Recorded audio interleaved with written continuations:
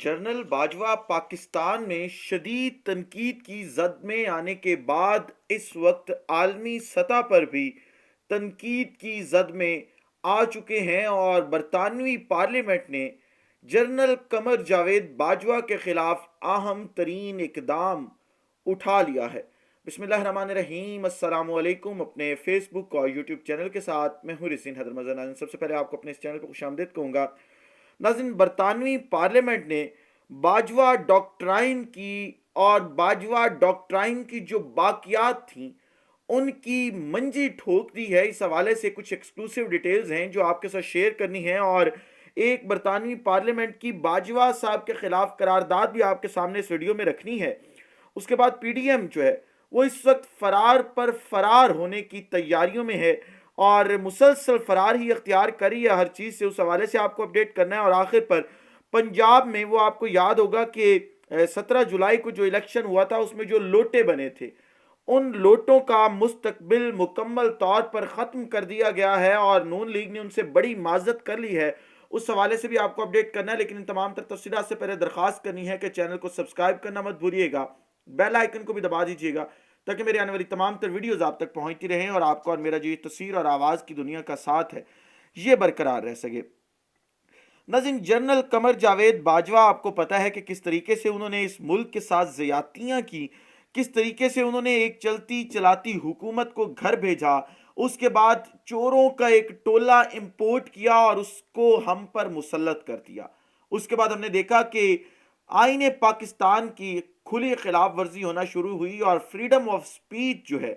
اس کا ہم نے پاکستان میں ہر گزرتے لمحے کے ساتھ، ہر گزرتے سیکنڈ کے ساتھ مذاق بنتے دیکھا۔ جو بھی شخص آزادی اظہار رائے پر یقین رکھتا تھا اور وہ جو ہے وہ بولنے کی کوشش کرتا تھا یا تنقید کرتا تھا، اسے اٹھا لیا جاتا تھا اور پھر اسے عبرت کا نشان بنانے کی کوشش کی جاتی تھی کہ یہ بولا کیوں ہے۔ اور وہ جو نظم تھی احمد فرحاد کی، جس میں وہ کہا کرتے تھے کہ جی یہ اپنی مرضی سے بولتا ہے، اسے اٹھا لو، یہ پہلے والوں سے کچھ جدا ہے، اسے اٹھا لو۔ اور ہم نے اس کا بالکل ایسے آپ سمجھے نا کہ ایک ٹرانسلیشن ہوتی دیکھی ہے، اس کی امپلیمنٹیشن اپنے معاشرے میں ہوتی دیکھی ہے، تو وہ بالکل ٹھیک تھا۔ اب سینیٹر اعظم سواتی آپ کو پتہ ہے کہ انہوں نے تنقید کی تھی جنرل قمر جاوید باجوہ پر اور کچھ ٹویٹس کیے تھے۔ اس کے بعد ایک جلسے کے اندر انہوں نے جنرل قمر جاوید باجوہ پر تنقید کی تھی، جس کے بعد سینیٹر اعظم خان سواتی کو اٹھا لیا گیا اور ہم نے دیکھا کہ انہیں نشان عبرت بنانے کی کوشش کی گئی کہ اس کے بعد کوئی بھی کسی حاضر سروس جرنیل پر تنقید نہ کر سکے، اگر کوئی کرے گا تو اسے اٹھا لیا جائے گا، اور اسے پیغام دے دیا گیا تھا کہ اگر آپ تنقید کریں گے تو آپ کو اٹھا لیا جائے گا۔ اب جو قرارداد پیش ہوئی ہے برطانوی پارلیمنٹ میں، اس کی موشن یہ جو ہے، اس کا موشن ریفرنس ہے S6M-07300۔ سینیٹر اعظم خان سواتی، اس وقت آپ اپنی اسکرین پر بھی یہ دیکھ سکتے ہیں، سبمیٹڈ بائی، یہ نام ہے آگے ان کے، نارتھ ایسٹ اسکاٹ لینڈ سے یہ ممبر ہیں Scottish conservative and Unionist party کے، اور اس کی ڈیٹ آف لائڈ ہے منڈے جنوری 16 2023، اور نیچے دو جو ممبران ہیں ان کا نام لکھا ہوا ہے کہ ان کی یہ سپورٹ کے ساتھ یہ آئی ہے، اور اس میں واضح لکھا گیا ہے کہ جو سینیٹر اعظم خان سواتی کے اوپر جو ہے وہ کیس بنائے گئے اس کی مذمت کی جاتی ہے۔ اور میں آپ کو یہ تھوڑا سا پڑھ کے بھی سنا دیتا ہوں۔ That the parliament notes that with concern reports of the developing situation in Pakistan regarding the repeated arrest and detention of elected Senator Azam Khan Swati beginning in October 2022, as reported in Pakistan's news outlets, understands that Senator Swati has been placed in prolonged period of remand with limited access to legal assistance for tweeting criticism of a senior military official, the former army chief general Qamar Javed Bajwa. اور میں نے یہ mention کر دیا، آپ یہ دیکھ سکتے ہیں اس طریقے سے یہ پوری قرارداد جو ہے وہ وہاں پہ پیش کر دی گئی ہے۔ مطلب یہ ہوا کہ اب باجوہ صاحب کے کارنامے صرف پاکستان میں ہی جو ہے وہ قابل ذکر نہیں ہے، قابل بحث نہیں ہے، بلکہ اب وہ عالمی سطح پر بھی پہنچ چکے ہیں اور برطانوی پارلیمنٹ تک انہیں جو ہے وہ پہنچا دیا گیا ہے۔ اب وہاں پر بھی باجوہ صاحب کے خلاف جو ہے وہ ایک قرارداد منظور ہونے جا رہی ہے۔ اگلی خبر لے لیں اور وہ پی ڈی ایم کے حوالے سے ہے۔ پی ڈی ایم آپ کو پتہ ہے کہ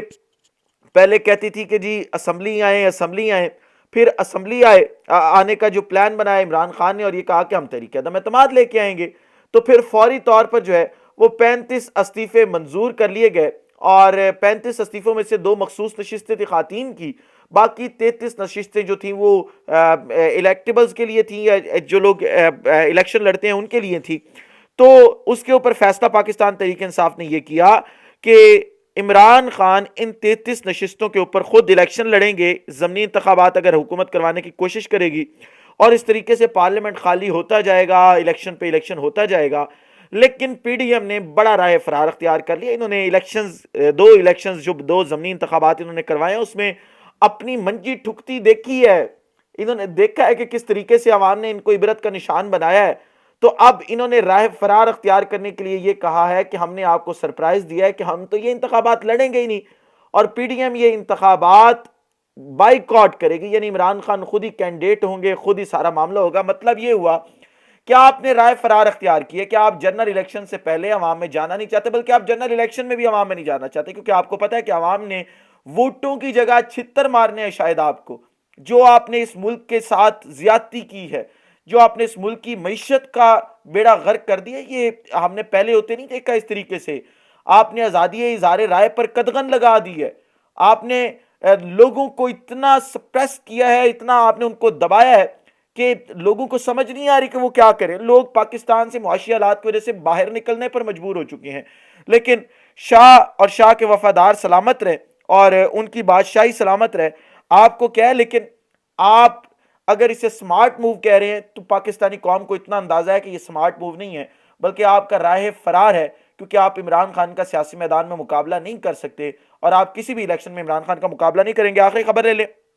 اور پنجاب کے لوٹوں کے حوالے سے آپ کو یاد ہوگا کہ جب ایم پی ایز کچھ جو تھے وہ لوٹے بنے تھے پنجاب کے اندر، تو پھر 17 جولائی کو ایک الیکشن ہوا تھا، اور اس الیکشن میں وہ تمام کے تمام لوٹے ہار گئے تھے، اور پاکستان تحریک انصاف کے کینڈیڈیٹس جو تھے وہ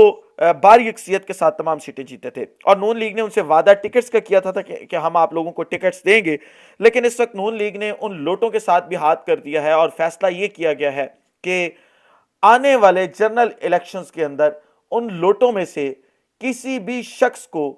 ٹکٹ پاکستان مسلم لیگ نون نہیں دے گی۔ پھر جب جیسے ہی میں نے خبر پڑھی، اے آر وائی نیوز نے یہ خبر لگائی تھی، تو میرے ذہن میں ایک فکرہ آیا، اور مجھے وہ محاورہ یاد آ گیا کہ دھوبی کا کتا نہ گھر کا نہ گھاٹ کا۔ آپ کی مثال تو وہی ہو گئی، ہم آپ کو سمجھاتے رہے، روکتے رہے، نہ کریں نہ کریں،